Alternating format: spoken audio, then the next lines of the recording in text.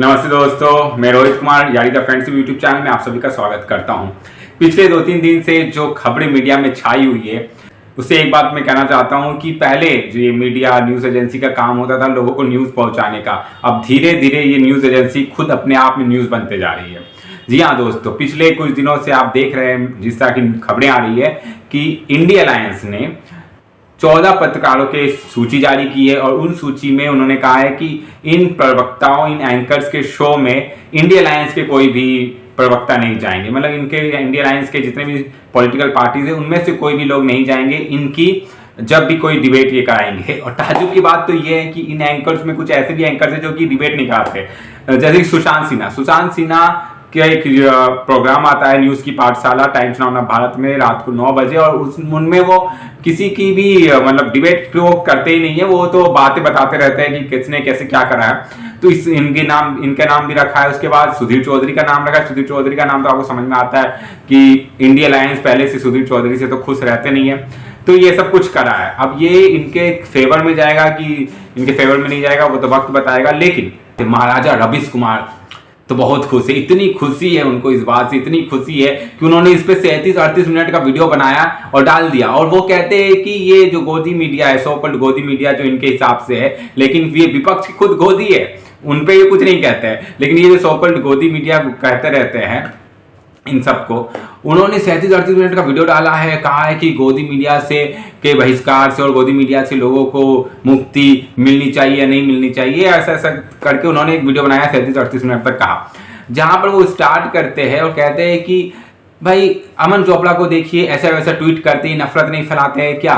अब मैं बताता हूं कि रवीश कुमार जी इतना कुछ बोल गए मीडिया के ऊपर, लेकिन अभी वहां जो एक चीफ मिनिस्टर के बेटे जो सनातन धर्म के ऊपर क्या अनाप शनाप बोलते जा रहे हैं, और ऐसे बहुत सारे नेता हैं जो अनाप शनाप बोलते जा रहे हैं, इससे नफरत नहीं फैलता है, इससे कोई नफरत नहीं फैलता है। और इस पे रवीश कुमार कोई वीडियो भी नहीं बनाते। रवीश की पीएम मोदी के चलते न तो कितनों का बॉयकॉट हो गया, नौकरी चली गई हाथ से, जैसे कि अभिषाक हो गए, पुण्य प्रसून वाजपेयी हो गए, अजीत अंजुम हो गए, और ऐसे बहुत सारे। और कहते बहुत अच्छे अच्छे महिलाएं पत्रकार भी थी। अब महिलाएं पत्रकार कौन सी, किसको बोलना चाह रहे आप समझ ही रहे होंगे, तो उन सबको नौकरी से हाथ छोड़ना पड़ा। लेकिन बात तो सच है, जब आप इन सब यूट्यूबर्स के वीडियो को जा करके देखेंगे, अब तो ये यूट्यूबर्स, अब तो ये पत्रकार रहे नहीं, नौकरी तो इनकी ऑलरेडी छीन जा चुकी है। तो ये चाहे आप अभिषाक के वीडियोस को देखो, अजीत अंजुम के यूट्यूब के वीडियोस को देखो, या आप फिर पुण्य प्रसून वाजपेयी के देखो, नफरत क्या होता है ना आप इनके यूट्यूब चैनल से देख सकते हैं। इनको चैनल में वीडियोस भी नहीं देखना आपको, आप सिर्फ और सिर्फ इनके थंबनेल से समझ में आ जाएगा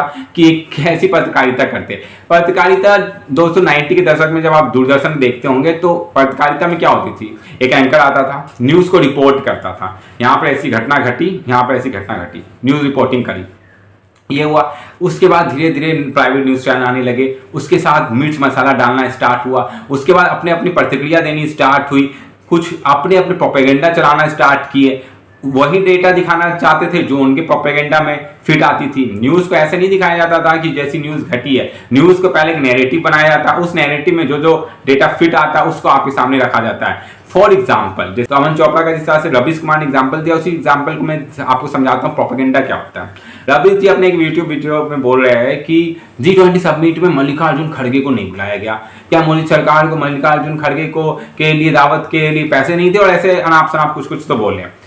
जबकि सच्चाई ये है दोस्तों कि G20 समिट में सिर्फ और सिर्फ स्टेट्स के चीफ मिनिस्टर्स को बुलाया गया था, किसी भी पार्टी के राष्ट्रीय अध्यक्ष को नहीं बुलाया गया था। आप कांग्रेस के राष्ट्रीय अध्यक्ष को छोड़िए, बीजेपी के राष्ट्रीय अध्यक्ष जेपी नड्डा जी को नहीं बुलाया गया था।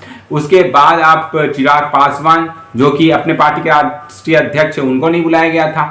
चीफ मिनिस्टर में अशोक गहलोत को बुलाया गया था, बघेल जी को बुलाया गया था, हिमाचल प्रदेश के सुखू को बुलाया गया था जो कि वहां पर हिमाचल प्रदेश के चीफ मिनिस्टर गए भी थे।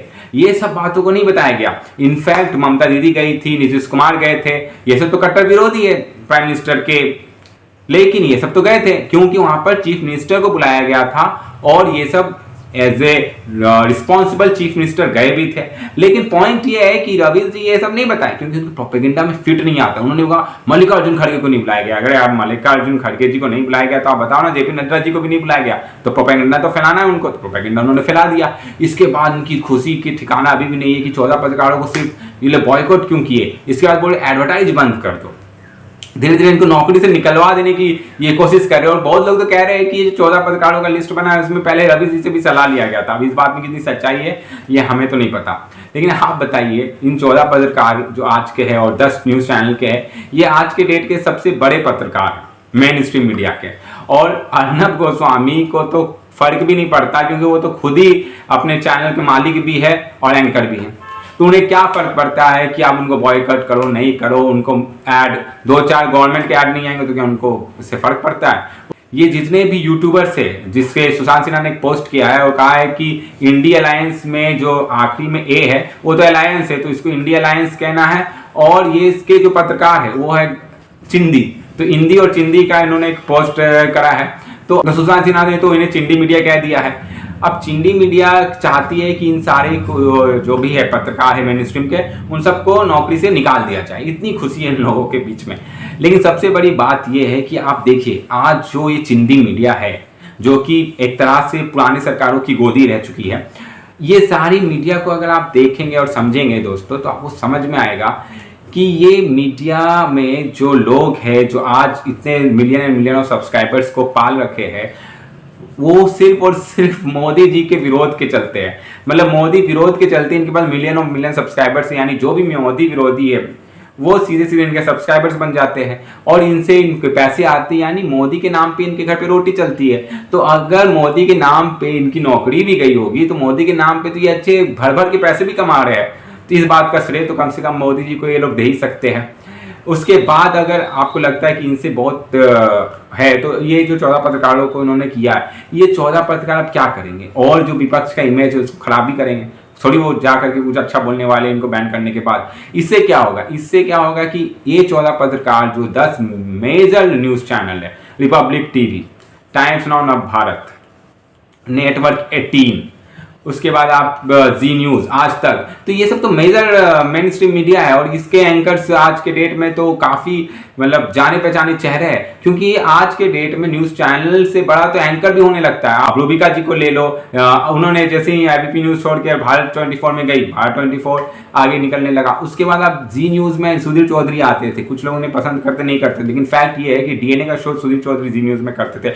उनके जाने के बाद डीएनए शो का टीआरपी बिल्कुल गिर चुका है, वहीं उनका ब्लैक एंड व्हाइट का टीआरपी बढ़ चुका है। तो ये तो चलते फिरते अपने आप में न्यूज चैनल, इनको आप बैन कर दो और उसके बाद ये आपके खिलाफ ही रिपोर्टिंग करेंगे। इससे क्या सच में आपको फायदा होगा? क्या इससे आप वोटरों के बीच अपने आप को जा पाएंगे? मेरे ख्याल से तो ये बड़ा मुश्किल डिसीजन है और इनसे काफ़ी नुकसान भी हो सकता है। मेरे ख्याल से तो इनके शो में जाना चाहिए। मतलब इन्होंने कहा कि हम चैनल को बॉयकॉट नहीं किए, इनके शो को किए, बट ये सब तो मेजर शो है, बड़े बड़े एंकर की जो शो पब्लिक बैठ के देखती है। तो अगर पब्लिक के बीच आप अपनी बात को रखते, उनके सवालों को आप और अच्छे तरीके से रखते हैं, सही बात है कुछ सवाल जवाब कम रह सकते हैं, कुछ सवाल जवाब ज़्यादा भी रह सकते हैं, लेकिन उनको फेस करके आप अपनी चीज़ों को रखते तो शायद और आप आगे बढ़ पाते और अच्छे से चीज़ों को रख पाते पब्लिक के बीच। क्योंकि इलेक्शन के पहले अगर आप जितनी मेन स्ट्रीम मीडिया से कटते जाएंगे तो मुझे कहीं ना कहीं लगता है कि फिर दर्शकों के बीच पहुंचना मुश्किल हो सकता है। और ये मेरी अपनी राय है, आप अपनी राय भी हमें कमेंट करके बता सकते हैं। धन्यवाद।